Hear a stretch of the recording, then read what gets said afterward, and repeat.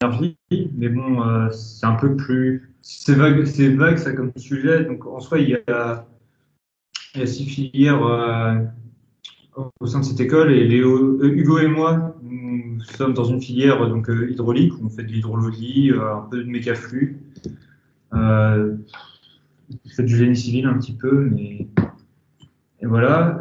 Donc, Et moi, je suis en automatique, donc c'est contrôle-commande de moteur, de système industriel, donc ça n'a pas grand-chose à voir avec l'eau. Mais...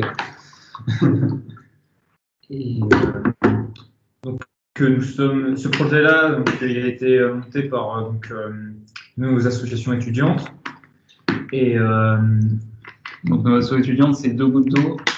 C'est une association qui est comme thème autour de l'eau, en fait, que ce soit des filtres ou ce projet-là, en fait, c'est un des projets qui ont été ouais, faits dans c'est ça, donc elle est l'association. assez jeune comme asso. Ouais.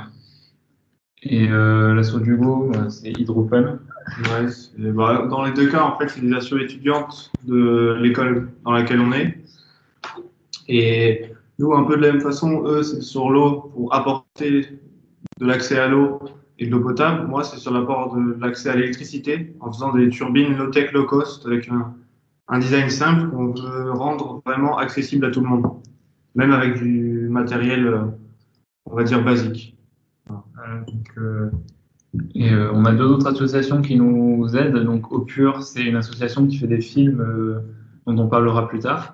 Donc, on leur a acheté du film plastique. Et l'association Asie, c'est elle qui nous a aidés à avoir des contacts et à faire notre voyage et enfin, voilà, pour nous amener ici.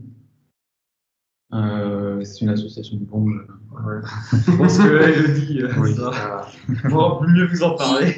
J'en ai déjà parlé, puis je leur rabattrai les oreilles avec ça l'année prochaine. Mais c'est vrai que cette année, on a un petit peu moins travaillé avec du fait du Covid. Mais effectivement, je vous en ai parlé, hein, les étudiants de l'association. Et si vous avez des questions, je vous en reparlerai, j'y répondrai sans problème. Okay. Voilà. Donc, première fois, enfin, dans un premier temps, pourquoi on est venu pourquoi on est venu en Ouzbékistan déjà. Bon. Donc en gros, notre projet il vient à la base de Deux Gouttes d'eau. Donc c'est l'asso autour de l'accès à l'eau. Donc ce qu'on voulait faire, c'était des condenseurs d'eau de rosée. Donc on avait déjà, on avait entendu parler de l'Ouzbékistan parce que l'ancien président de l'association, Savozine, était ouzbek et il lui avait parlé de la difficulté de l'accès à l'eau en Ouzbékistan et autour de la mer d'Aral. Donc ça part de là et donc on a. Bah oui, il était notamment passé via des présentations faites par l'association Asie à Bourges qui ont permis l'association nous a permis d'avoir l'opportunité de monter nos projets là-bas. Donc on a cherché quel type de projet on pouvait faire pour la région et les condenseurs de rosée, ça nous paraissait être une bonne idée. Donc alors on va vous expliquer un peu ce que c'est comme principe. Donc les condenseurs, ce sont des surfaces planes inclinées recouvertes d'un matériau hydrophile qui permet pas d'absorber mais d'attirer l'humidité ambiante pour qu'elle se condense à la surface du matériau et qu'elle coulisse jusqu'à une gouttière en bas où on pourra récupérer l'eau. Donc en principe, ça paraît assez simple. Mais bon, le but en fait, c'est que le film, pendant la nuit, il soit plus froid que l'air ambiant. Et donc c'est un principe physique de condensation classique comme on voit sur les fenêtres avec la buée dans des classes à l'intérieur d'hiver par exemple. Comme les vitres sont plus froides que l'air ambiant, il y a l'humidité de la pièce qui va se condenser sur la fenêtre. Donc c'est le même but ici, c'est que la surface soit froide pour que la nuit, la vapeur d'eau contenue dans l'air se dépose sur la surface. Ensuite, elle glisse jusqu'à des bacs de récupération. Et donc,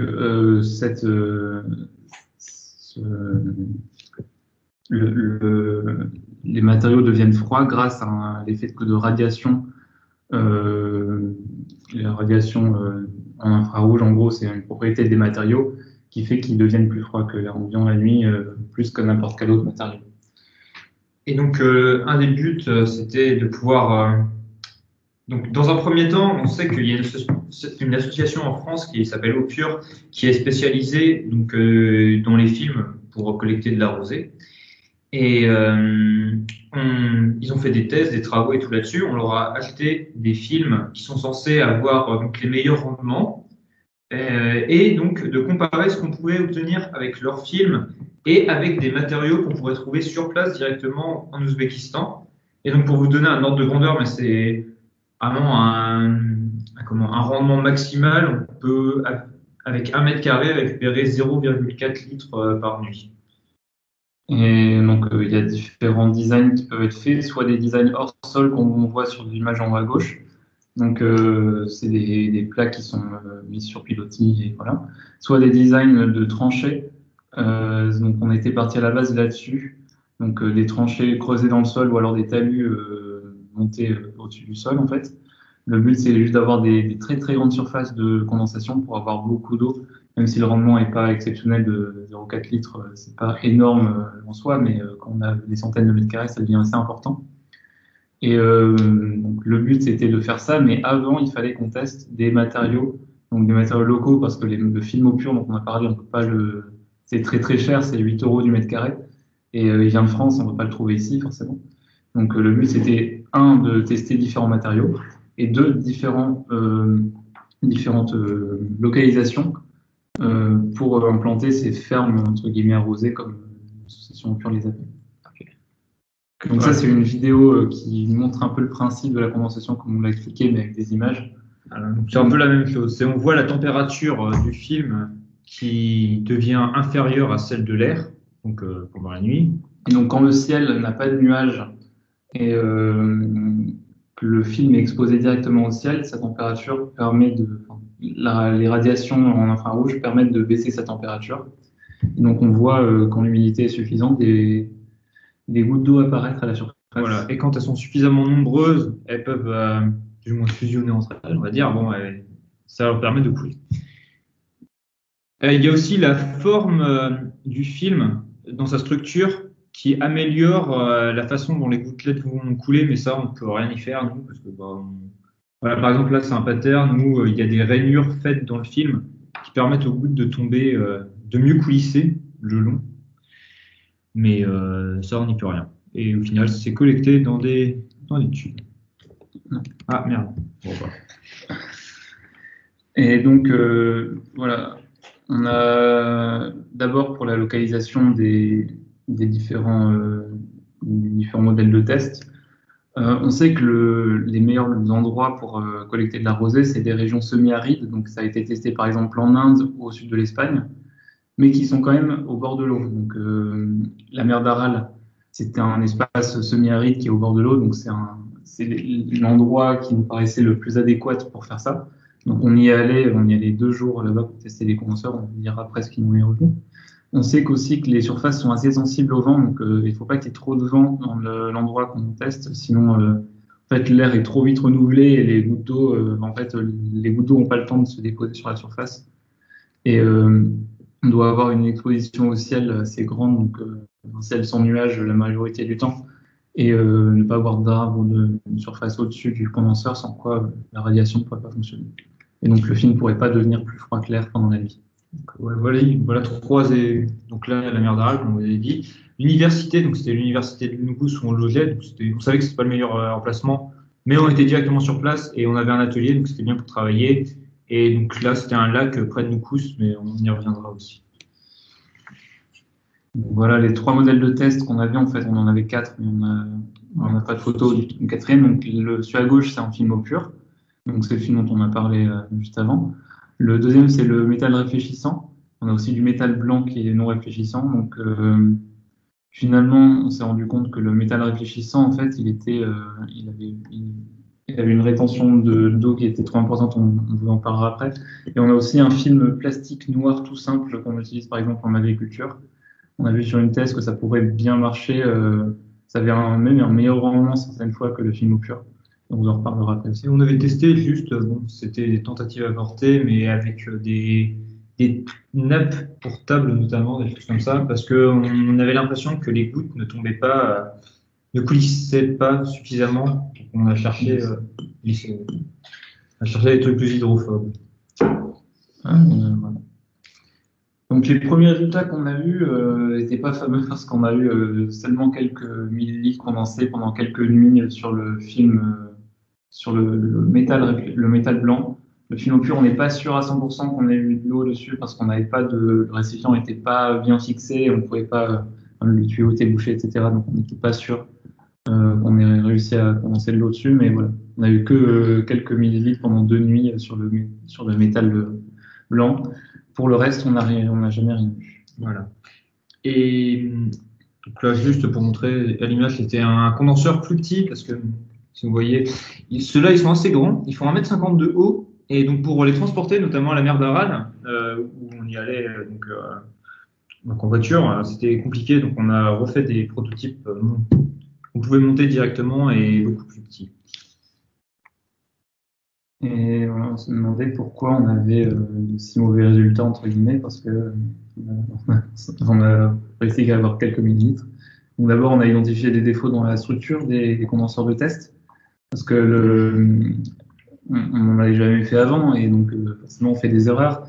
Et on a vu que déjà, au niveau de la récupération d'eau, au niveau de la gouttière, en fait, pour récupérer l'eau, on perce un trou dans la gouttière juste avant le bord. Et la gouttière qui est là, en fait, juste au bord du film. C'est un demi-tuyau PVC. Ouais, c'est ça, c'est un demi-tuyau PVC qui permet de récupérer l'eau. On a creusé un trou on a fait un trou dedans et on a pris un tuyau transparent qui amène jusqu'à une bouteille. Mais le problème, c'est que la surface à la fin n'est pas fermée. Et donc, on pouvait avoir juste de l'eau qui glissait jusqu'au bout du tube sans jamais aller dans la bouteille. Et aussi, on a eu quelques fois des tubes qui se sont bouchés à cause du sable ou de la terre, donc ça, c'était pas terrible. On a vu aussi qu'on pouvait avoir un peu d'air en dessous du film, sachant qu'on a du polystyrène en dessous qui est là pour isoler, donc c'était pas non plus terrible, sachant que s'il y a du vent, ça peut faire partir les gouttes, etc. Au niveau des matériaux, le problème du film au pur, c'est qu'il nécessite normalement un traitement anti-UV qui le rend aussi hydrophile. Donc hydrophile, ça veut dire que les gouttes glissent facilement dessus. Le pire étant d'avoir un matériau hydrophobe, en fait, donc les gouttes restent juste en place. Non, c'est vrai. Hydrophobe, ça glisse. Bah, ouais, ça dépend, mais Ouais, bon, c'est faire un compromis entre il y a un compromis entre les deux, mais en fait, on s'est rendu compte que sur le film au pur, les gouttes restaient un peu statiques et coulaient pas forcément jusqu'à la gouttière et jusqu'à la bouteille. Et ça, ça a nécessité un traitement spécial qu'on n'avait pas ici et qu'on ne peut pas trouver localement. Donc, dans tous les cas, c'est pas la meilleure chose. Ouais, au niveau des emplacements, donc on savait de base que l'université était pas le meilleur spot parce que tout simplement il faisait trop chaud, l'humidité ne semblait pas la meilleure ici. Et on avait fait trop peu d'expériences, donc notamment à la mer d'Aral, on a pu y rester que le temps d'un week-end, donc c'est pas suffisant pour tirer des conclusions. Parce que, notamment en termes des condenseurs, on peut réussir à condenser beaucoup d'eau en une seule nuit sur une longue durée. Donc, il vaut mieux avoir un long temps d'expérimentation. Et près du lac, on avait fait à chaque fois pareil des petites séries d'expériences. Il y en avait qui avaient été interrompues. Il y en a une à un moment où on s'était fait voler, notamment un condenseur. Donc, on devait y revenir et faire des tests sur une plus longue période. Et enfin, donc, juste au niveau des conditions climatiques, donc soit on avait eu pas de chance du tout au niveau du temps, ou alors peut-être que c'est juste cette saison-là n'est pas la meilleure pour collecter de la rosée. Peut-être qu'en automne, ce sera meilleur. Donc, avec ces problèmes, comment? Vous avez un truc à dire? Non, ok. C'est la rosée qui comprend tout, en fait. Ah oui, ouais, si vous avez des questions, n'hésitez pas. Hein, peut-être que c'est trop compliqué, je sais pas trop. Ça va pour l'instant? Est-ce que ça va tout le monde? Ouais. Effectivement, posez vos questions si vous en avez. Là, Oui, on était en train de parler un peu vite. Donc, si ça va, on continue du coup. Ouais. Du coup, donc, par rapport à ces constats, on a fait quelques modifications et d'améliorations sur les condenseurs. Donc, d'abord, on a créé des protections pour le vent, donc on voit sur le côté. Et en mettant 4 condenseurs dans cette disposition-là, ça permet de bloquer chacun d'entre eux, permet de bloquer le vent pour les autres, et donc ça permet de faire un espace un peu protégé du vent, un minimum en tout cas. Et aussi, on les a un peu raccourcis. Donc si on regarde entre avant et après, ils sont un peu plus proches du sol parce que au final, l'humidité est plus proche du sol que de l'air, parce que le sol est un peu plus froid. Le sol, il y a moins de vent aussi au niveau du sol. Donc, et aussi le fait que si on fait des tranchées par la suite, les tranchées sont vraiment dans le sol et ça nous permet d'avoir une modélisation plus réaliste de ce qu'on pourra avoir après. On a aussi fait des périodes de tests plus longues sur le lac, donc on les a laissés à chaque fois à peu près une semaine. Enfin, on les a laissés on continue là-bas et on faisait des relevés assez réguliers de l'eau là-bas. Et on a aussi mesuré la température à la surface des condenseurs pour savoir, pour avoir en fait, on va vous montrer après, mais pour savoir pourquoi on n'avait pas beaucoup de résultats. Voilà, on va vous montrer après les résultats de ça. Donc là, en gros, on avait emporté avec nous une station météo. Elle permettait de relever pas mal de choses, mine de rien. Et notamment, ce qui nous intéresse, c'est donc le point de rosée. Donc le point de rosée, c'est la température en dessous de laquelle il est possible de condenser de l'eau en soi. Donc ce qui veut dire que, par exemple, si on a un point de rosée à 7 degrés, il faut que notre surface elle fasse moins de 7 degrés pour que de l'eau puisse se former dessus. Donc, on s'intéressait surtout à son évolution en espérant avoir un point de rosée le maximum possible sur un lieu. Et on s'intéressait aussi donc à la vitesse du vent. Et à ce niveau-là, il fallait qu'elle soit la plus basse possible pour pas interférer avec l'eau, la récolte d'eau. Donc là, c'est près du lac, les relevés qu'on a pu avoir. On voyait qu'en moyenne, on avait un point de rosée à 5 degrés par nuit. Les nuits sont là. Et donc, c'est pas le mieux, mais c'était meilleur, par exemple, que ce qu'on pouvait avoir en termes de point de rosée près de la mer d'Aral, où là, par exemple, le point de rosée était beaucoup plus bas. Bah, pas beaucoup plus bas, mais en termes peut-être 3-4 degrés en dessous. Et la vitesse de vent était beaucoup plus forte. Là, ici, on a environ 7 km par heure. On sentait des vents de plus de 20 km/h quand on était à la mer d'Aral.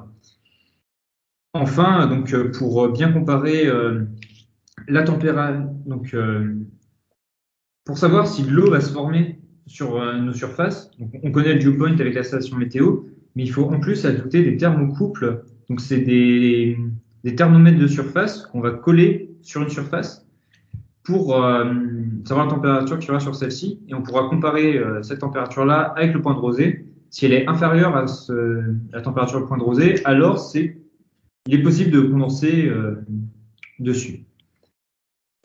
Et donc ça, c'est le graphe qui montre en jaune le point de rosée, qui est mesuré par la station météo.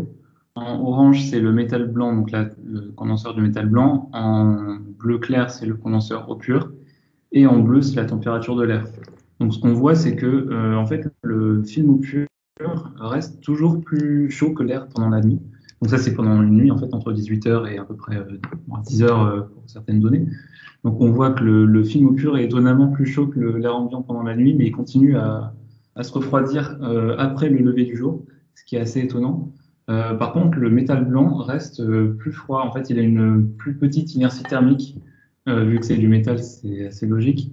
Mais on ne pensait pas qu'il pouvait être vraiment plus froid que l'air ambiant pendant la nuit. Mais par contre, il atteint assez rarement le point de rosée. Donc, ce qu'on voudrait, en fait, c'est que la courbe orange passe vraiment en dessous de la courbe jaune pour pouvoir commencer. Ça, ce serait ce qu'on attendrait. Mais là, j'ai entouré en rouge. Et on voit que les deux courbes se rapprochent, mais elles ne se croisent pas vraiment et c'est pendant une demi-heure, donc c'est pas suffisant. Bon, dans cette nuit-là, on n'a effectivement pas condensé d'eau, on n'a pas eu de résultats. On a eu des résultats pendant la nuit d'avant, mais malheureusement, la station n'a pas voulu récupérer les données cette nuit-là, donc on n'a pas de données. Mais en gros, si on avait récupéré de l'eau, la courbe orange serait passée en dessous de la courbe jaune. Et Le problème, en fait, sûrement du film au pur, c'est qu'on n'a pas de traitement anti-UV, comme on l'avait dit auparavant. Mais de toute façon, ce traitement est assez cher et le film au pur qu'on a amené ici, c'était uniquement pour des tests de possibilité de condensation. On pensait que vraiment le film au pur serait le meilleur des matériaux qu'on aurait, alors qu'en fait, c'est pas du tout le cas. Donc le métal blanc est bien meilleur, en tout cas sur cette nuit-là, on sait pas trop, on n'a pas fait encore d'autres relevés de température. Mais en tout cas, voilà des résultats qu'on a. On va en refaire la même chose cette nuit. C'est assez compliqué à mettre en place parce qu'on laisse des matériels un peu de valeur dans un endroit pas surveillé et en même temps, il faut que la station météo fasse pas les scènes. Donc c'est pour ça qu'on a fait on a pu faire qu'un relevé de température pendant une seule nuit. Mais on va essayer d'en faire au moins un deuxième d'ici notre départ. Ah oui, donc là, c'est les données par rapport à la mer d'Aral, donc ça aurait été mieux de les mettre avant, mais c'était juste pour comparer par rapport à celle-là. Effectivement, on a pu voir, donc là, c'est juste la période dans laquelle on a pu faire des relevés. Avant, on était en voiture, donc ça, on s'en fiche. Et donc, ouais, on a un dew point qui est quand même plus bas. Là, ici, donc le dew point, il est quoi? Il est en vert. Le dew point, c'est le point de rosée. Ouais, le point de rosée. Point de rosée, donc là, dans l'autre cas, on avait un point de rosée moyen de 5 degrés à peu près. Là, il est plus vers 2 degrés. Et le vent, pareil, il était beaucoup plus fort. Et bon, comme on l'avait déjà dit, on n'a pas assez d'informations pour savoir ou pas si les environs de la mer d'Aral sont bien pour collecter de la rosée, parce qu'on n'est pas resté assez longtemps. Et donc finalement, les résultats qu'on a eus jusqu'à quasiment aujourd'hui, en fait, c'est qu'on a réussi à condenser vraiment très peu d'eau sur le condenseur métal uniquement, métal blanc, c'est celui qui est au fond à gauche sur la photo. On n'a rien eu sur les autres, ni les deux condenseurs de film au pur, ni le condenseur de film noir. Ce qui est assez étonnant pour les condenseurs au pur, mais ce qui est aussi étonnant pour le condenseur métal blanc. Donc on va partir de Noukous, on va laisser les condenseurs ici la semaine prochaine, en fait lundi prochain. Mais notre projet va être pris en charge par un étudiant de l'université de Noukous, c'est agraire où on est, et qui va continuer les tests en automne, qui est une saison peut-être un peu plus propice à la condensation d'eau, et aussi finalement faire des tranchées pour tester, voir si les condenseurs, s'il a les mêmes résultats en tranchée ou avec les condenseurs de test. C'est tout ce qu'il y a. Ouais, c'est tout ce qu'il y a. Donc, ok, ouais, oui, tiens. Ouais, maintenant, il y a... Donc, si cette partie est finie, on passera ensuite sur la turbine, mais si vous avez des questions... Est-ce qu'il y a des questions sur cette partie? Donc, moi, j'ai une question à vous poser, les garçons. Donc, en fait, le métal blanc, on va dire, c'est le moins pire. C'est quand même celui qui a donné un tout petit peu de résultat. C'est ça? C'est ça. Est-ce que vous pouvez me réexpliquer pour quelles raisons? Parce que j'ai pas trop compris pour quelles raisons c'était celui qui était peut-être exploitable. En fait, on le voit là, c'est que on voit surtout ici, à partir de 6 heures, que le métal blanc se réchauffe extrêmement vite par rapport au film au pur. En fait, ça, c'est surtout lié au fait que le métal il a une conduction thermique plus importante que le plastique. Et donc, sûrement que la nuit, il va se refroidir beaucoup plus vite que du plastique. Et il a sûrement aussi des propriétés radiatives qu'on a aussi dans le film au pur, mais elles sont peut-être... elles ont un effet beaucoup plus fort puisque le métal peut se refroidir beaucoup plus rapidement que le film plastique. D'accord. Donc, si ça se trouve, si on augmente la durée de la nuit jusqu'à par exemple 20-30 heures, ça se trouve, on aurait un film au pur plus froid que le métal au final, mais comme on a des limites d'une durée fixe, au final, le métal se refroidit plus rapidement et donne des résultats exploitables. C'est aussi un inconvénient du métal, le fait qu'à l'approche du jour, il se réchauffe en flèche. Et oui. Voilà. C'est un avantage et un inconvénient en même temps. Ok, et je voulais vous demander aussi, donc du coup, avec les locaux, avec les gens de l'université, qu'est-ce que vous avez, est-ce que vous avez travaillé avec eux étroitement? Vous avez parlé d'un étudiant là qui va prendre le relais. Comment ça s'est passé avec les gens sur place? Au début, on voulait donc ça s'est passé. On voulait au début travailler un peu juste nous trois pour faire des premiers essais et ensuite travailler avec des étudiants pour justement construire ensemble. Mais ça n'est pas passé exactement comme on le souhaitait. Parce que dès le premier jour, on a eu une dizaine d'étudiants avec nous alors qu'on savait même pas trop qu'est-ce qu'on allait faire. Donc, bon, au fur et à mesure, ça s'est quand même épuré. Et après, il y avait quand même. Voilà, il n'y avait plus personne à la fin. À la fin, il n'y avait plus personne. Donc, donc il y a quelques étudiants qui travaillaient assez régulièrement avec nous.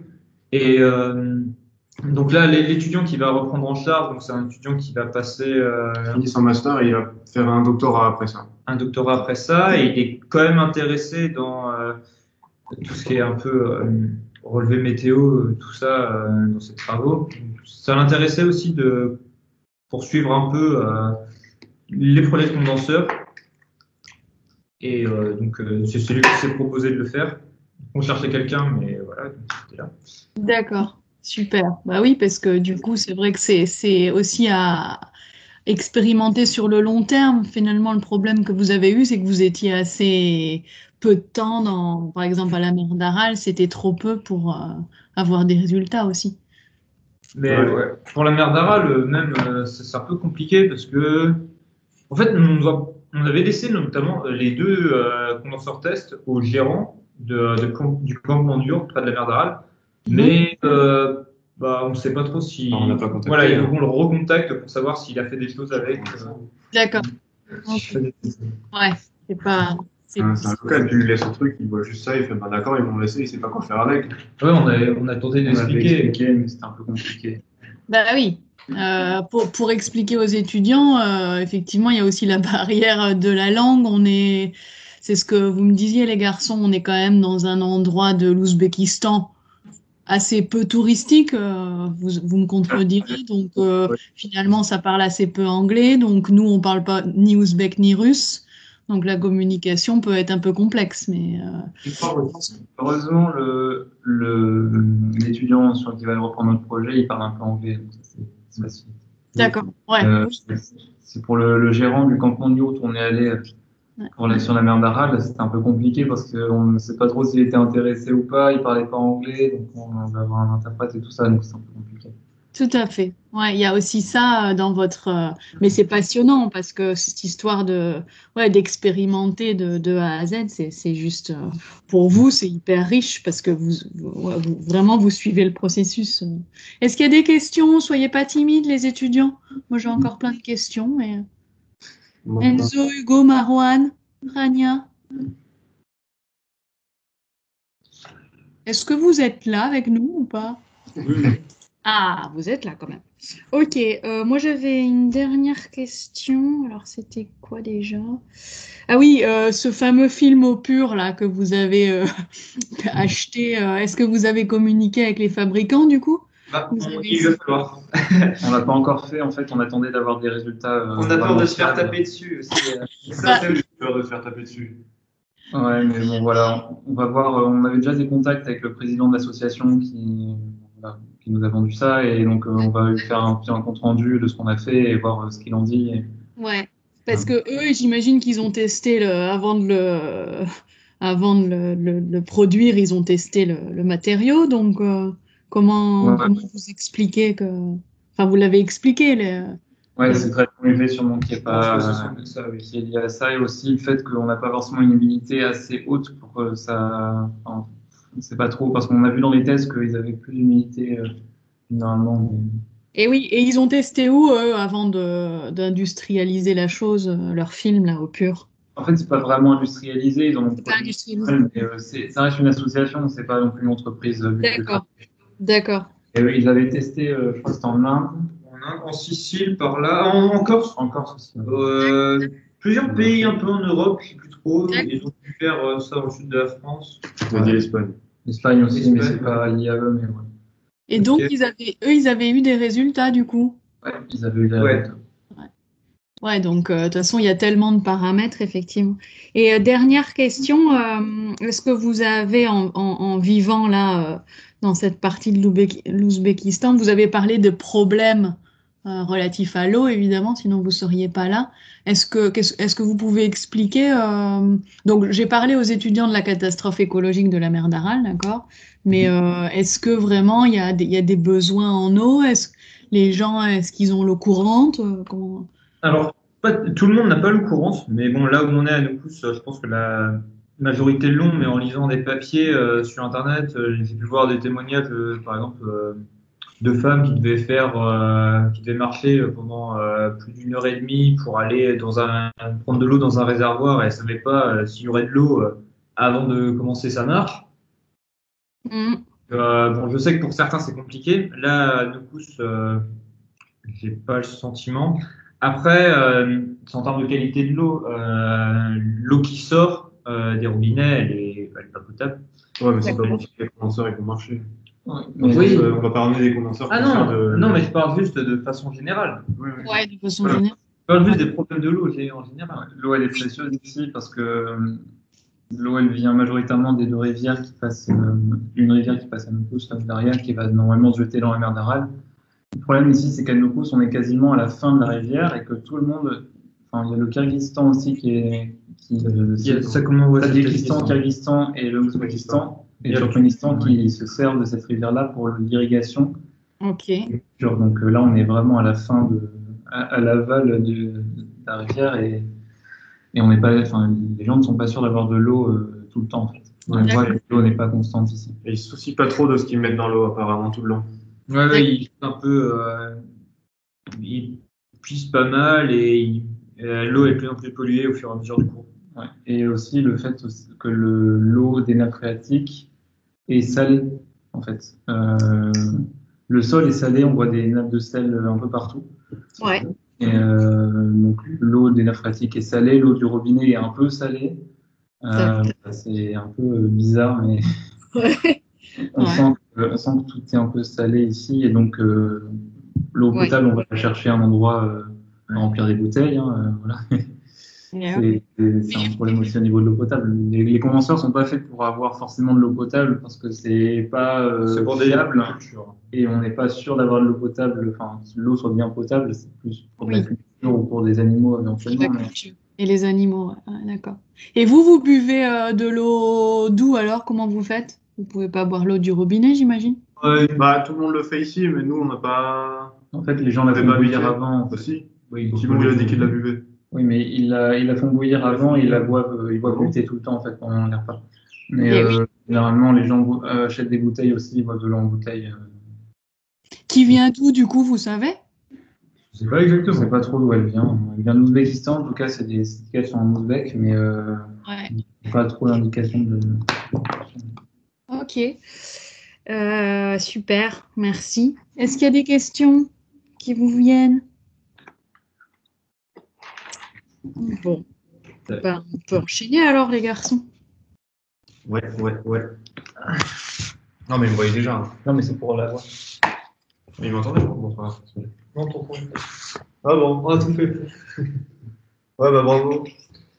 Bah, moi, en fait, c'est un peu particulier parce que eux, le projet de l'association de couteaux, ça faisait 2 ans. C'est ça, Thibaut? Ouais. Ça fait 2 ans qu'il était en chemin et moi, je suis arrivé en novembre. J'ai fait bonjour, est-ce que je peux venir? Du coup, je suis venu. Et en gros, dans l'idée, le but, c'est que sachant qu'ici, ils ont des problèmes d'eau, il y a aussi des problèmes dans certains endroits, en tout cas pas partout. Il y a des problèmes d'électricité, surtout dans les régions rurales et dans les montagnes. Donc, on a contacté les gens dans le pays et on cherchait où c'est qu'on pourrait faire ça. Au début, on a fait ici, au Karakalpakstan, parce que c'est là qu'on avait les contacts, sauf que ça marche pas, en fait. Vous pouvez le voir sur Google Maps, mais c'est un désert presque tout autour. Les seules rivières qu'il peut y avoir, c'est des gros canaux d'irrigation qui sont totalement plats. Donc ça ne marchera pas du tout. Et on part début de semaine prochaine, pardon, vers l'est total du pays, à Namangan, qui est du coup une zone montagneuse à côté de Tashkent. Et là-bas, on va pouvoir installer la technologie de turbine qui est développée dans mon association. Et donc l'idée, c'est simple, c'est juste, il faut une rivière, avec une certaine quantité d'eau, c'est-à-dire un certain débit, et une certaine chute d'eau ou une rivière qui est en pente pour pouvoir avoir de la vitesse dans le courant et ensuite faire tourner un alternateur ou quelque chose pour produire de l'électricité. Et ça, en général, vu que c'est des trucs qui sont faits par des alternateurs basiques qu'on récupère en voiture, qui sont faits avec du bois, du PVC et du métal assez simple. Ouais. Donc, ça Oui, peut mais voir. je le dirai après. C'est quelque chose qui n'aura pas une grosse puissance. Comme j'ai noté, là, on peut faire en gros des 0,2 kW. On ne cherche pas beaucoup, on cherche juste des trucs de base pour commencer à apporter de l'électricité, pour les aider, imaginons en hiver, quand il fait très froid, pour leur ramener de l'électricité qui puisse faire un radiateur ou de la lumière. Et ensuite, si on veut parler de la technologie en elle-même, bah, c'est assez simple. Je vais faire à chaque fois les différentes parties. Si on peut remonter tout au début, le truc final, c'est ce qu'il y a à gauche. Et du coup, si on revient, on va commencer par la roue. Et là. Donc la roue, c'est ce sur quoi l'eau va arriver pour récupérer du coup la vitesse et lancer la rotation.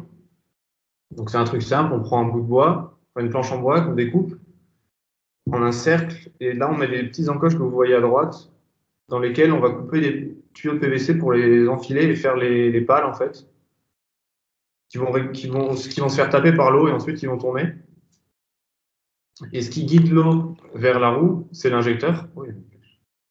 Et donc l'idée, elle est simple, ça rentre à gauche, ici. Là, sur la photo à gauche, en fait, il est à l'envers, mais c'est pas très grave. Ce qui est important, c'est que l'eau rentre à gauche. Ensuite, elle va à l'intérieur de l'injecteur et les courbes internes sont là pour guider l'eau et lui donner l'angle le meilleur pour avoir un rendement optimal, entre guillemets. Et l'injecteur final, c'est ce qui est à droite, là. C'est une grosse structure. Mais ce qui est vraiment important, c'est les plaques en métal que vous voyez qui sont là pour guider l'eau. Ensuite, à côté, il faut bien sûr pouvoir transformer la rotation qu'on a obtenue par le cours d'eau en électricité. Et donc, pour ça, en général, on pense à un alternateur de voiture parce que c'est vraiment une solution simple à trouver et pas chère, contrairement à d'autres solutions qui seraient des trucs qu'on peut acheter en entreprise qui seraient peut-être plus chers ou sinon des choses qu'on va faire soi-même, mais qui vont demander de la résine et des matériaux qu'on va pas forcément trouver. Alors qu'un alternateur de voiture, ça se trouve presque partout, même dans ces pays-là, et c'est pas si cher que ça. Le problème avec ça, c'est qu'il faut une multiplication de vitesse, parce qu'en général, avec nos turbines, on a quelque chose qui tourne pas très vite, et un alternateur de voiture, ça a besoin de tourner très très vite. Pour donner un ordre d'idée, les turbines, en général, on les fait tourner à 500 tours par minute, et un alternateur de voiture, ça tourne à minimum 1500 pour pouvoir produire quelque chose. Donc il faut au moins une multiplication de 3, et pour ça, on a pensé déjà à faire des chaînes de vélo ou des courroies. Et finalement, pour porter le tout, comme je dis, il y a la roue, l'injecteur et l'alternateur. En fait, on fait une petite structure en métal sur laquelle on pose l'injecteur, on le fixe. Et ensuite, on peut juste stabiliser la roue en mettant des moyeux sur les côtés. Comme ça, elle pourra tourner bien sans avoir de problème de frottement ou autre. Et donc ça, c'est ce à quoi ça ressemble à la fin. À gauche, vous voyez le tout sans la partie électrique. En haut, vous voyez un alternateur pivote, parce que sur la droite, sur la photo tout en haut, il y a la roue avec l'eau qui tombe. Et ce que vous voyez sur la droite avec une sorte de... C'est pas un triangle du tout, mais c'est un triangle bien arrondi et un peu gros. C'est justement quelque chose qui est fait en général des éoliennes. Donc c'est une technique aussi low-tech, low-cost, entre guillemets, mais qu'on peut faire soi-même, fait avec de la résine et des disques en métal et des aimants, des bobines. C'est vraiment simple, mais le problème, c'est que les matériaux sont pas forcément obtenables partout, contrairement à un alternateur de voiture, comme ce que vous voyez pas, du coup, sur la photo du milieu, mais qui est censé y avoir. Puis voilà. C'est ce qu'on devrait faire dans la deuxième partie. C'est ça, en fait, lundi prochain, on part et on va visiter la région de la Mangane pour trouver les endroits vraiment adéquats pour ce type d'installation. Je vais peut-être aller vite, donc vous pouvez poser des questions. Sûrement aller vite. Super, merci. Est-ce qu'il y a des questions? Oui, moi j'en ai une. Vas-y, je t'en prie. Par rapport à ce système-là, est-ce que là c'est la taille idéale ou est-ce que ça sera agrandi niveau pour avoir le maximum? Dans l'absolu, on ne peut pas prévoir en avance parce que ça dépend à chaque fois des conditions du site, mais on pense que ça va avoir ce genre de dimension. C'est vraiment pour des petites puissances. Parce que si après on se met à avoir des systèmes qui ont vraiment beaucoup de puissance, en fait, avoir un autre type d'installation, c'est entre guillemets déjà, c'est très compliqué à mettre en place parce que si vous voulez, quand on a des choses qui demandent des installations plus grandes, on va avoir beaucoup de charges, c'est-à-dire beaucoup de vitesse dans les structures. Et ça, en fait, ça va poser des problèmes de sécurité si jamais on a trop de débit à un moment, il peut y avoir un truc qui se dérègle, des choses comme ça. Mais vraiment, ouais, c'est ce genre de dimension qu'on va avoir. Ok, merci. Je dirais ça chaque fois. J'ai l'impression de devenir un prof. D'autres questions?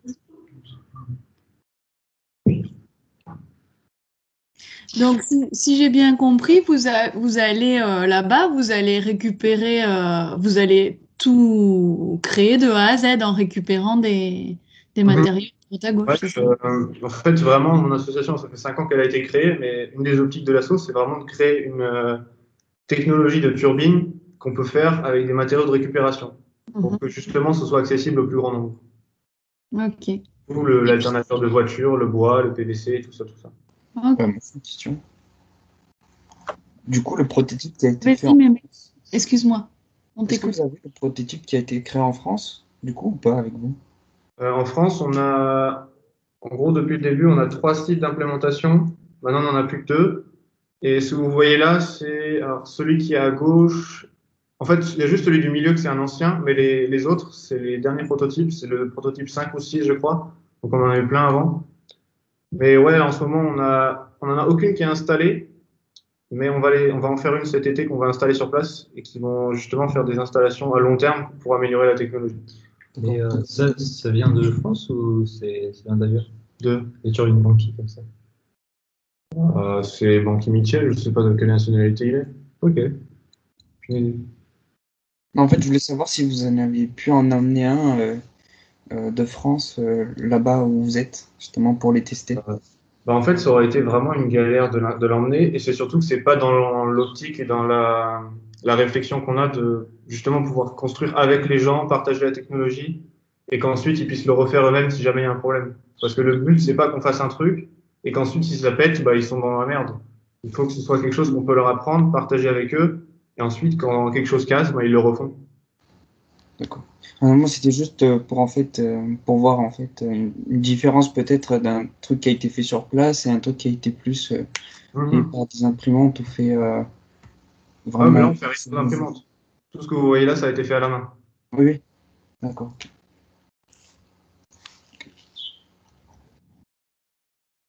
Et c'est vous savez, c'est toi qui l'as fait du coup, enfin en tout cas, qui a participé, donc tu sais exactement, voilà, quoi récupérer, etc.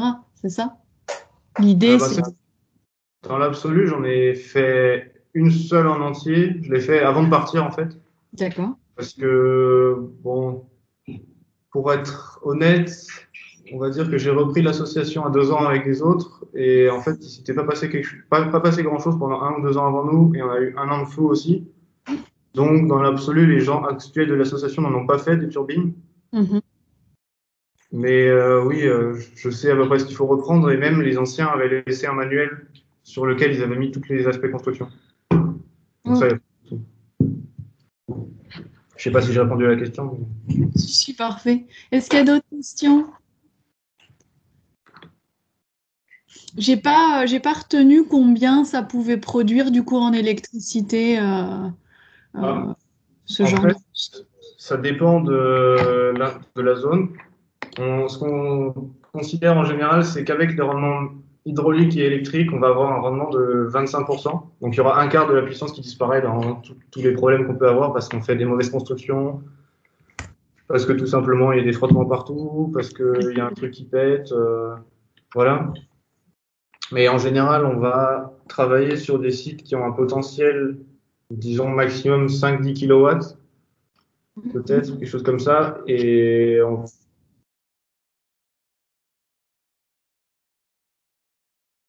Ah, je vous entends plus, les garçons.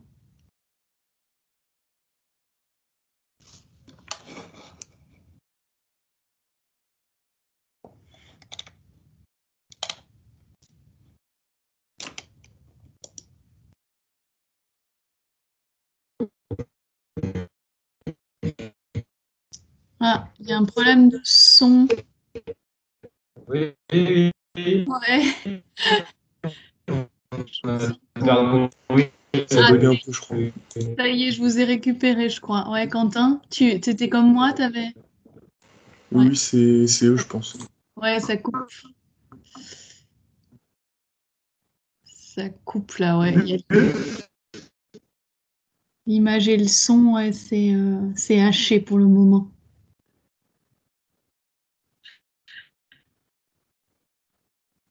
Là, j'ai dû me mettre sur ma 4G. C'est les aléas du direct.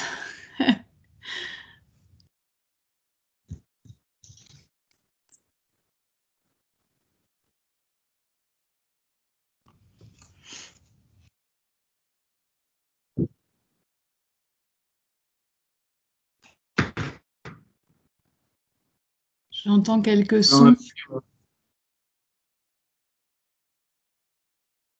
C'est nous. Du coup, je sais pas si vous avez entendu ce que je disais. Alors, du coup, j'ai pas entendu la fin, donc tu disais que oui, au niveau des Ah, bon, kilowatts. Ouais. Mince, je vous entends pas, les gars. On vous entend pas, je crois.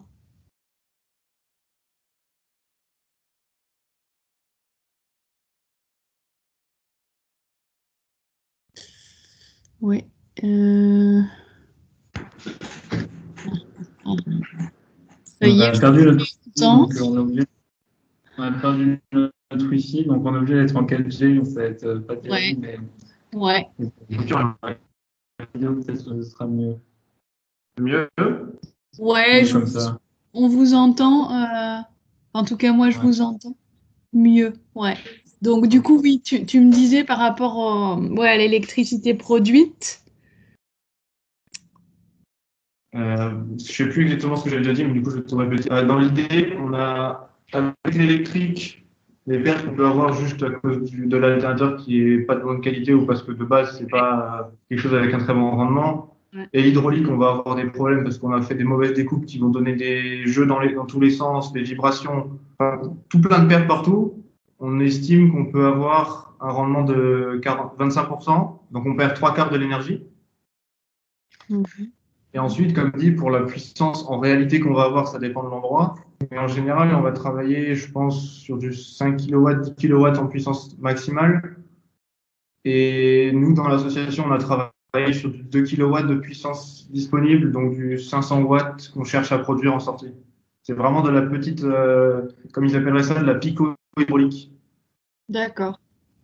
Pour D'accord. des petites installations où on met des trucs basiques, c'est du chauffage, de la lumière, ou si jamais on envoie ça sur des batteries, ils peuvent peut-être trouver des outils qui fonctionnaient sur petite tension de batterie, quoi. Ça D'accord. existe. Ok. Et donc, vous connaissez, est-ce que vous connaissez la situation où vous allez découvrir ça par rapport à justement l'électricité, là où vous allez, j'imagine. Euh, On n'a pas plus d'infos que ça, en fait. oui, Ouais. voilà, c'est Déjà, on on a appris dimanche qu'on allait à Namangan. et on ne Ouais. sait pas trop s'il y aura des lieux. Ouais, on va faire la prospection, parce que c'est obligé, ils peuvent pas savoir en avance, parce Bien que sûr. c'est pas, dans l'absolu, c'est pas eux qui connaissent la technologie, donc ils peuvent pas savoir avec précision qu'est-ce qu'il faut chercher dans l'endroit. C'est vrai qu'ils vont nous identifier certains endroits où ils ont des bonnes rivières, avec certaines caractéristiques que j'ai pu donner pour qu'ils cherchent. Et ensuite, nous, on va devoir se balader pour voir qu'est-ce qui est le mieux. Parce que par exemple, il faut qu'il y ait des maisons pas trop loin, il faut que, je sais pas, le cours d'eau soit pas trop large, parce que sinon, pour créer une retenue d'eau, ça devient compliqué quand c'est trop large. Il y a plein de petites considérations comme ça qui sont vraiment au cas par cas, en fait. Oui, et puis aussi les besoins des gens, j'imagine, sur place, vous allez découvrir tout ça, ouais, c'est passionnant, hein. Est-ce qu'il y a d'autres questions ou d'autres remarques? Charlotte, tu voulais peut-être intervenir? Moi, c'est bon, j'ai pas de questions. Ah, c'est qu'ils sont très très clairs et limpides, jeu de mots. Ouais, bah, oui, c'est ça. Super. Bon, moi j'avais une question sur au niveau de la météo, du coup, toujours la météo, parce que et les saisons. Est-ce que vous pouvez dire aux étudiants, si vous le savez, quelle est la température minimale en hiver et maximale en été? Comment l'amplitude des températures? Pas les températures minimales, mais au maximum. Alors, de façon générale, c'est à peu près 40 degrés. Non, mais 50 ici. Mais 50 sinon, à Naurous, 40 en général. en général, 60 à la mer d'Aral. 60 sur le désert de la mer d'Aral, ouais. Ouais. Et en hiver, c'est souvent négatif, apparemment. Ce qu'on nous a dit, au moins ici, c'est souvent négatif. Exactement, c'est ce que j'ai cru comprendre. Il faisait très très froid en hiver. D'ailleurs, cet hiver, Gouzal, notre collaboratrice, elle nous a envoyé des photos où vraiment ils avaient très froid et ils ont eu des gros problèmes. Je sais pas si elle vous en a parlé, ça. Ils ont eu des gros problèmes de chauffage cet hiver. Ah, mais Ok. pourquoi ça? Ouais, je me souviens que Guzal m'a parlé il y avait le Covid, certes, mais c'était pas le problème principal. Le problème principal, c'était de se chauffer. Ouais, et c'était très très compliqué pour eux. Donc c'est vrai qu'en termes de chauffage, votre projet, ce serait hyper intéressant, je pense, pour eux. Ok, bon. Eh ben, s'il n'y a pas d'autres questions, on va vous laisser. Mais vous voulez suivre le projet, il y a un Instagram. Ah oui, est-ce que tu... Shameless plug. Ouais, je mets des posts une fois toutes les semaines à peu près pour montrer un petit peu l'avancée du projet, ou alors si on va, par exemple, la dernière fois, on est allé à Kiva dans une ville assez jolie, donc c'était Ah ouais. voilà. Est-ce que vous pouvez nous mettre le nom de votre Insta? Moi, je suis intéressée par vous. Normalement, je sais pas si on le voit là. Alors là, je vois rien pour l'instant. Normalement, c'est en partage d'écran, je sais pas si ça fonctionne. Alors, attends, parce qu'il y a... Je vais l'écrire, s'il y a un chat, je sais pas. Ça va peut-être appliquer. C'est ça. Voilà. Ah, super, ouais, on le voit. Merci beaucoup. J'avais une dernière question quand même par rapport à votre école d'ingé. Vous allez exploiter comment, du coup, quand vous allez revenir, qu'est-ce que vous allez soutenir quelque chose? C'est dans le cadre, j'imagine, de vos études, donc comment vous allez exploiter ça, votre aventure? Comme on est en césure, en soi, par rapport à nos projets, on n'a pas de compte à rendre, mais pour valider notre césure, on a une soutenance, voilà, où on va expliquer un peu tout ce qu'on a fait. On va expliquer la même chose, et en plus de ce qu'on a fait dans notre partie de la césure. Et ça va être parmi les... En compte rendu, on va notamment être à Bourges au festival pour... voilà, oui. un peu les présentations, mais voilà. Super. Ça, je l'ai peut-être pas dit à tous les étudiants, mais l'association Asie organise un festival en septembre prochain. Alors, je suis en train de me dire que les deuxièmes années, certains seront partis, mais il y en a peut-être d'autres qui vont faire une licence pro chez nous. Et puis, Charlotte, tu seras toujours là. Donc, mais je vous en reparlerai de ça. Donc là, vous serez là, les garçons, pour expliquer votre projet, d'accord? Super. Et, on est en train de faire aussi un compte rendu, rapport de tout ce qu'on a fait ici, et on reviendra à l'université et je sais pas ce qu'on fera après. Le rapport technique. En gros, c'est un rapport technique qui va être utile, pour l'université ici, pour qu'ils puissent vraiment avoir toutes les infos qu'il faut, infos techniques, infos analyse de résultats, infos ce qu'on pense qu'il faut faire ensuite, pour qu'ils aient tout ce qu'il faut pour pouvoir continuer le projet. Ouais. Ça sera aussi utile pour de Goudo, là, ça fera un retour, ça permettra aux suivants de voir ça. Et je pense que c'est les deux seuls endroits où ça ira, ce genre de truc. Ouais. Je sais peut-être que l'école voudra les voir, mais je pense même pas. Je sais pas. Parce qu'ils veulent seulement un rapport de la césure, pas un rapport de ce qu'on a fait en fait. Ouais, en fait, l'école n'a pas tellement de droit de regard ni intéressé. Ils ne sont pas histoire de droit, c'est histoire de regard. Voilà, je pense qu'ils ont le droit de demander. Ouais, ils peuvent demander, mais c'est pas non plus un intérêt. Enfin, c'est plus pour nous, en fait, les projets. Ils veulent juste savoir si on a fait un truc et si c'était en rapport avec les objectifs de l'école et tout ça, mais c'est pas. Ouais, c'est retour d'expérience. Qu'est-ce que vous avez fait et qu'est-ce que vous en avez tiré, quoi. Voilà, c'est ça. D'accord. Et parce que, en fait, vous avez pris combien de temps de césure? Une année entière ou quelques mois? En un an, on doit avoir 10 mois de contrat pendant l'année, comme une année scolaire. Donc, on a fait, Moi, j'ai fait un stage pendant 6 mois, après, Hugo, on fait 4 mois, 5 mois. Non, moi aussi, j'ai rajouté 2 mois à la fin. Oui, c'est vrai, carrément. Et du D'accord. coup, on a fait 6 mois de stage au début, donc jusqu'à février-mars, et après, on est parti.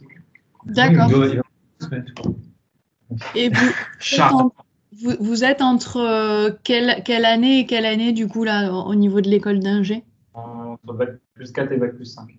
D'accord. Donc, c'est dans la fin. Il va vous rester une année après ça. Ouais, c'est ça, donc 6 mois de cours et 6 mois de stage, en fait, la dernière année. D'accord. Est-ce qu'il y a d'autres questions? Moi, je suis hyper curieuse, je crois. Lucas, Rich. Non. Ah, Rania, oui. Par rapport au financement de vos Ouais. missions, c'est qui finance tout? Alors, on peut faire des demandes de subventions à des mairies. On a beaucoup demandé par rapport à la métropole de Grenoble, des choses comme ça, mais au final, ça ne les intéressait pas parce que eux, ce qui les intéresse, c'est des projets qui sont sur place, quoi. Ils sont à Grenoble. Qui sont à Grenoble. Donc, je pense pour les projets internationaux, c'est plus dur de trouver des subventions. Donc, on est financé en partie avec nos associations, mais Moto et Hydropone, Voilà. l'association de l'école. on a quand même on va avoir une réunion là prochainement avec la CAF pour savoir s'ils nous financent ou pas une partie de notre projet. Ils financent quelques projets, donc voilà, on a fait la demande au moins. Et on verra. D'accord. Et ça, c'est même pour le budget des matériaux que vous avez utilisés? Ou Ouais. que vous utiliserez? Ouais. D'accord. On va refaire un budget prévisionnel. Mais ouais. C'est hyper intéressant ta question, Rania, parce que c'est un peu le nerf de la guerre. Et si un jour, certains d'entre vous partent sur des projets comme ça, associatifs, effectivement, c'est comment on finance, quoi. Normalement, c'est le financement qui pose problème un peu. Tout à Oui. fait. Passer par, comme plateforme, ça s'appelle WeDo. C'est 2W, 2E, 2D et 2O, là. Ouais. Je l'ai écrit aussi. Donc, c'est par là qu'on est passé pour obtenir les aides de la CAF. On ne les a pas encore, mais voilà. Ouais, ça peut être un bon plan. Effectivement, je ne connaissais pas non plus. Mais ce qui est très intéressant dans ce que vous dites, c'est qu'effectivement, quand on travaille à l'international, on peut demander, les premières aides qu'on demande, effectivement, c'est les mairies, c'est les conseils départementaux et c'est les conseils régionaux. Et c'est, comme vous dites, vous êtes du côté de Grenoble, etc. Mais effectivement, moi, je le vois dans l'association, ce qui intéresse les conseils départementaux, par exemple, ce sont les retombées que ça va avoir en France. C'est vrai que l'international, ils sont toujours frileux de nous financer parce que pour eux, finalement, leur objectif, c'est de contribuer enfin, en tout cas, faire découvrir les répercussions en France française. C'est toujours nous ce qu'on nous demande quand on fait aussi des demandes de subventions et ça, c'est des dossiers énormes. Je pense que les garçons, vous avez un peu pratiqué. Et donc, c'est toujours, voilà, c'est avoir ce souci. Si jamais, Rania, tu pars un jour sur un projet comme ça, c'est toujours réfléchir, qu'est-ce que ça, si la France me finance, qu'est-ce que ça apporte à la France, à la région, etc. Ça, c'est. Il faut voir aussi niveau français, État et relations diplomatiques, peut-être que ça peut jouer aussi. Les fondations, tout ça, mais c'est aussi dans le privé, mais il n'y a aucune réponse. Donc, voilà. Effectivement, on peut aussi essayer de se faire financer par des entreprises. J'avoue que nous aussi, j'avoue qu'à l'association, on est financé en grande partie par la Fondation Cultura, vous savez, les librairies là. Donc ça nous. Mais c'est vrai que c'est toujours compliqué parce qu'on sait. Pourtant, il y a de l'argent dans certaines entreprises. Je pense au TP, je pense au génie civil, voilà. C'est vrai que ça peut être aussi des options. Et je sais que certaines, par exemple Eurovia, etc., ils ont des fondations. Maintenant, c'est plutôt des projets franco-français pour avoir déjà demandé. J'ai une question sur ça. Vas-y, Mehmet, je t'en prie. Vu qu'ils ont un peu, vu on va dire les maisons, tout ce qui se passe en bâtiment là-bas. Est-ce qu'il y a un réel manque ou pas au niveau des bâtiments, des routes, des trucs qui peuvent nous intéresser, nous? Ouais, en termes de bâtiments, en tout cas, on a plus vu du côté de Nougous où on est. Alors, ils ont un peu la politique, de façon juste, ce qu'ils font, c'est que ils rachètent beaucoup toutes les anciennes maisons qui sont faites traditionnellement et ils les reconstruisent ils font des grosses constructions de maisons, mais on n'a pas l'impression qu'elles sont forcément habitées. On a l'impression qu'il y a beaucoup d'expropriation pour construire des bâtiments et il y a des quartiers qui sont même un peu bizarres parce que on voit plein de maisons construites, mais totalement vides. Il y en a même qui sont déjà délabrées de l'intérieur et alors qu'il n'y a personne dedans, c'est. On voit beaucoup de constructions quand même, hein. Il y en a pas mal qu'on voit sur des routes. Mais voilà, mais comme. On voit pas mal de constructions, de nouvelles constructions. En fait, mais c'est pas forcément des gros chantiers, des TP. Il y en a un à côté, mais c'est plus des petits chantiers, je pense, niveau maison et tout ça. Ouais, je sais pas exactement. Mais bon, comme c'est en train de s'ouvrir un peu et puis ils sont toujours en croissance démographique et tout, ils continuent de construire. Parce que j'ai l'impression que les gens ils font toujours des maisons plus traditionnelles, comme le prix des chers, c'est possible. Oui, voilà, c'était là des maisons beaucoup plus chères parce qu'ils gentrifient un peu le centre de Noukous. Mais bon, en termes de bâtiments, je ne sais pas comment ça se passe dans le reste du pays. Ouais, c'est une bonne question, Mehmet, et c'est vrai que pour y avoir été une fois, l'Ouzbékistan, vous l'avez dit, les garçons, est en train de se développer vitesse grand V économiquement, ce qui est bien et pas bien. Pourquoi? Parce que vous verrez peut-être les garçons à Tachkent, vous avez peut-être vu, ils ont aussi tendance à raser les quartiers traditionnels au profit de nouveaux bâtiments. Donc ça, c'est d'une tristesse, voilà, parce qu'ils sont en train de flinguer leur patrimoine. Donc ça, ils font ça, mais vous avez l'air de dire qu'ils ont quand même conservé des habitats traditionnels, on va dire leurs habitats tradis, qui rénovent. Malheureusement, ça me fait penser à l'Inde, c'est-à-dire que si c'est vide, ça veut dire que peut-être c'est inaccessible. Voilà, c'est inaccessible pour les gens. Parce que il y a beaucoup d'inégalités entre riches et pauvres ici, donc c'est impossible qu'il n'y ait pas de public. Voilà. Surtout ici, du coup, où c'est pas forcément la ville la plus attractive du pays, je suppose. Je suppose aussi, je connais pas du tout, mais en tout cas, pour répondre à ta question, Mehmet, c'est un pays en plein boom, en plein développement, puisque comme vous l'avez dit, il s'ouvre, et je vous l'ai dit depuis tout récemment, à l'Occident, puisqu'ils ont été sous dictature pendant des années d'ailleurs. Ce sont des gens si vous y allez un jour, je sais pas les garçons ce que vous en pensez, mais c'est des gens qui sont très disciplinés, qui ont un sens de la hiérarchie, de l'obéissance. On voit qu'ils ont vécu, ou en tout cas, dans les mentalités, c'est vraiment des gens disciplinés parce que ils ont été vraiment tenus. Et là, le fait qu'ils s'ouvrent, ils sont très contents et culturellement, c'est juste un bonheur parce qu'ils sont ravis de nous accueillir. Et je pense, les garçons, vous serez d'accord avec l'accueil de ces gens-là. Maintenant, hier, on a eu le lycée qui nous ont dit bienvenue à Noukous et tout ça. C'est ça qui est génial, c'est qu'ils sont ravis et il y a aussi cette, je sais pas si vous le ressentez à Noukous, mais en tout cas cette peur parce qu'on ne sait pas de quoi sera fait demain. C'est-à-dire que nous, à l'association, on a été contactés par les ambassadeurs qui très vite nous ont voulu développer ce partenariat et ça nous a étonnés tellement ils étaient très intéressés parce qu'en fait, ils se disent faut aller très très vite. Donc ce qui est super pour eux et pour nous, mais par contre, en termes de développement économique, ils sont en train de faire de grosses erreurs. Et Mehmet, tu t'intéresses évidemment au bâtiment. C'est vrai qu'ils sont en train de faire des choses rapidement, mais sans vraiment penser en tout cas à conserver leur tradition, qui est encore très très importante, mais on peut espérer qu'ils arrivent à la garder et qu'ils fassent pas comme nous, hein, c'est-à-dire perdre un petit peu les savoir-faire et puis se développer. Donc c'est hyper intéressant d'observer ça. Et on le voit dans la construction, quoi. L'UNESCO était intervenu à Samarcande justement pour leur dire d'arrêter de construire des nouveaux quartiers. Tout à fait. Dans le centre-ville.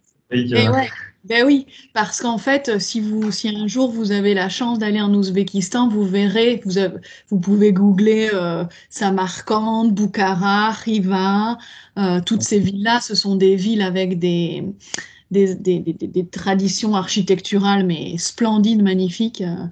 Vous regardez un petit peu, voilà, donc ils ont des trésors en espérant qu'ils les conservent. Effectivement, l'UNESCO est là aussi pour contrôler un peu tout ça, mais vous savez très bien que le développement économique va passer avant tout et que c'est un peu le risque, quoi. Et même à Kiva, on a vu que c'était vraiment très beau, mais en fait, c'était vraiment un peu trop beau aussi parce que c'était pas forcément très bien, enfin, c'était trop bien rénové même. Ouais. Voilà, il n'y a pas trop de soucis historiques dans la rénovation. C'est pas la même façon de rénover. Donc, soit beau pour les touristes, pour attirer des touristes. Et, Tout à fait. Ça rapporte forcément, mais Bien que sûr. ça garde les traditions. Voilà, et ouais, il y a aussi, voilà, ils sont un peu, ils sont en train de devenir un pays très touristique. Bon, bah là, il y a eu le Covid, catastrophe, mais je veux dire, c'est un pays où beaucoup de gens maintenant vont, et donc c'est un peu les sirènes, voilà, de l'économie du tourisme aussi, ouais. Donc, mais c'est vrai qu'ils ont quand même des trésors, hein. Ils gardent, et puis des traditions, hein, d'artisanat. Vous avez sans doute vu les garçons, hein, en termes de céramique, ils font la soie. Est-ce que le coton est encore... est-ce que vous avez vu beaucoup de champs de coton du côté de Noukous? Parce qu'ils sont pas encore... en tout cas, ils sont pas en fleurs. C'est pas la période du coton actuellement. D'accord. Donc, un peu pas, en fait. Apparemment, il y en a encore pas mal. Il y en a encore, ouais. Il y en a encore pas mal. Et il y a aussi, on a vu un truc avec... on nous a dit qu'il y avait une variété de coton qui était beaucoup moins consommatrice d'eau, qui était développée autour de la mer d'Aral et tout ça, qui s'appelle Aral 1. D'accord. Intéressant. Ouais, parce qu'en fait, on a un peu en France, je sais qu'il y a en Europe, en Occident, de façon générale, on met un peu le coton comme fautif des problèmes de la mer d'Aral, alors que c'est pas vraiment lui, parce que si tout avait été correctement fait, la mer donc la Moudaria pouvait approvisionner sans assécher la mer d'Aral les plantations de coton. C'est plus parce qu'elles ont été les canaux d'irrigation ont été mal dimensionnés, ils présentent des fuites, et les méthodes d'irrigation, elles sont loin d'être optimales, et donc il y a beaucoup de pertes en amont des plantations. Au niveau de la gestion de l'eau aussi, apparemment, je crois qu'il y a 4 c'était quoi, 40 de pertes. Je ne sais plus les pertes, combien c'est, hein. Il y a énormément de pertes, en tout cas, dans le canot, et entre le début de la Moudaria et la fin de la mer, enfin, la fin de la Moudaria, donc le début de la mer d'Aral, il y a énormément de pertes. Je ne me souviens plus des chiffres, mais c'était vraiment énorme. Ouais, c'est intéressant ce que vous dites, parce que moi-même, je n'avais pas creusé le sujet, puis je m'étais dit que c'est à cause du coton qui demande énormément d'irrigation, mais en fait, c'est plutôt le gaspillage et la mauvaise irrigation, mauvaise gestion.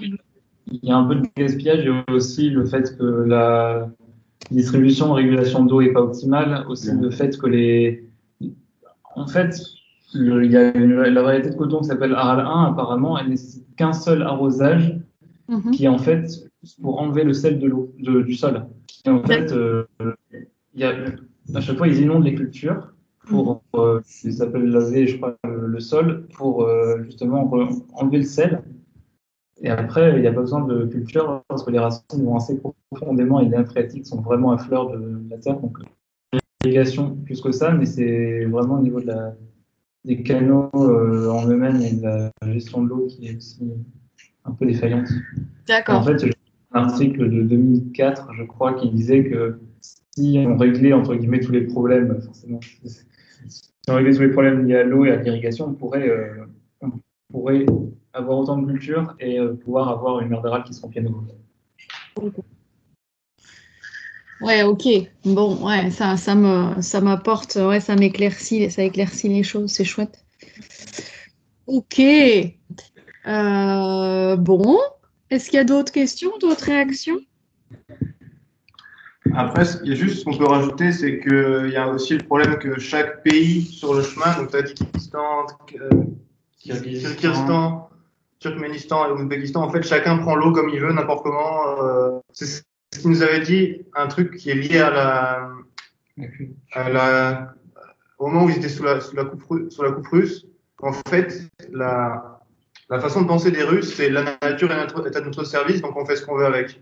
Et maintenant, le problème, c'est qu'en fait, ce qu'on nous a fait comprendre, c'est qu'avant les Russes, l'eau était importante et sacrée, et maintenant, ils en font ce qu'ils veulent. N'importe quoi. D'accord.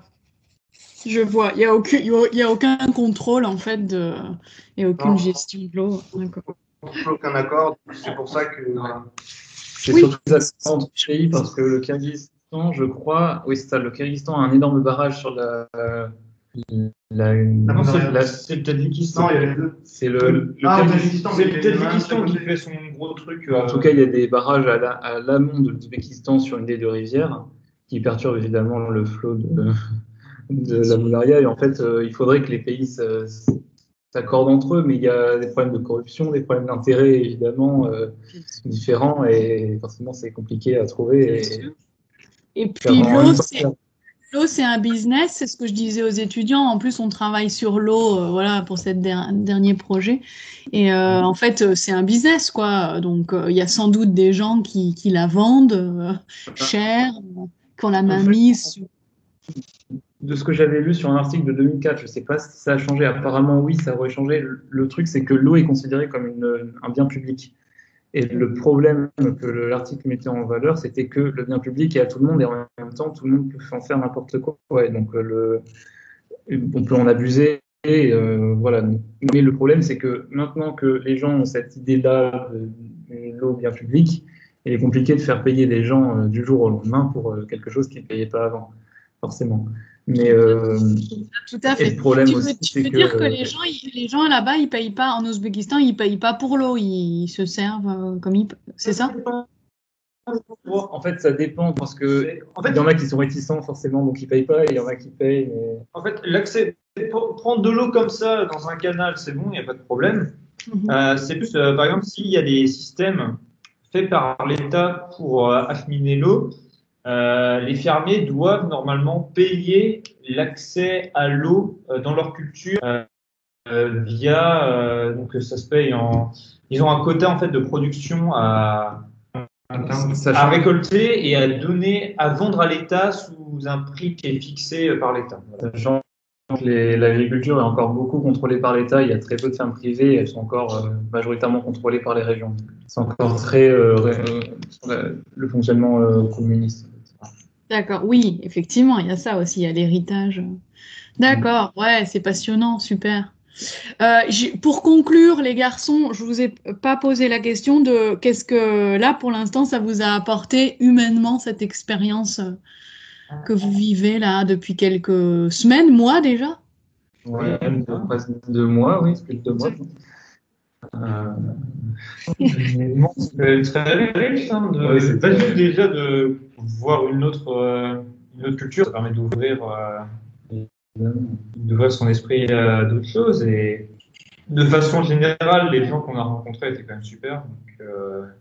Donc, la gentillesse, la gentillesse des gens est frappante quand même. Ouais, voilà, même des gens totalement qu'on ne connaît pas, qui viennent nous offrir des choses. Ça devient embarrassant des fois. Parfois c'est embarrassant, mais même hier, on était juste installé à un endroit, il y a des gens qui nous ont offert du poisson.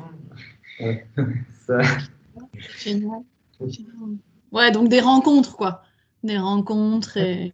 Même si elles sont compliquées à cause de la barrière de la langue, voilà.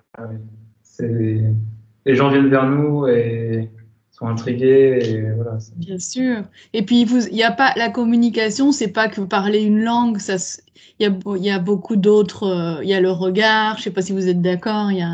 On peut se comprendre sans parler la même langue. C'est ça qui est. C'est formidable de voyager et puis de faire ce que vous faites. En tout cas, je vous remercie infiniment parce que j'ai appris en tout cas moi plein de choses. J'espère que les étudiants aussi. Et que ça vous inspirera pour de potentiels projets d'aventure en France ou à l'étranger d'ailleurs. Les garçons, je vous remercie. J'ai oublié de vous dire à tous que j'enregistrais, vous avez vu cette réunion pour pouvoir peut-être la diffuser ou en tout cas en parler soit à l'IUT, soit à l'association. Donc, on peut s'arrêter là. Je vous remercie tous. Merci les garçons. Je vous souhaite une bonne. Du coup, vous c'est l'après-midi. Et puis Oui. un bon appétit à tous pour les Français. Ouais. Merci. Merci beaucoup. Merci, bon courage.